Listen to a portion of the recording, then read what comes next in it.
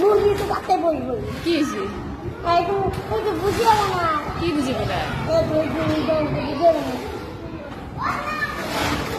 বুঝিব নাইলে ময়ো বুঝিব না তাহলে তো জীবনে তোমার যে অঙ্গ করিব না জীৱনতো কৰিব নাই। আৰু কিবা ৰক্ত কিবা সেইটো এইটো পাৰবাৰ কাৰণে তুমি অংকটোৱে ভুলকে পাৰছা। ডাঙৰ অংকৰ পৰা সৰু অংক বিয়োগ কৰে নে সৰু অংকৰ পৰা ডাঙৰ অংক বিয়োগ কৰে?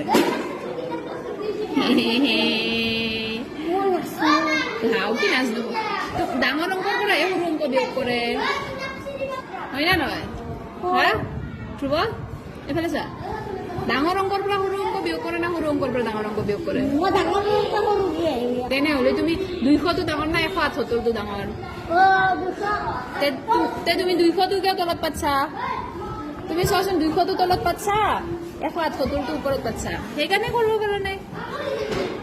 আজিতো এতিয়া বেলে পৰিল জিৰণিয়ে এতিয়া জিৰণিৰ পিছত মই ধুনীয়াকে বুজাই দিম হ'ব হ'ব।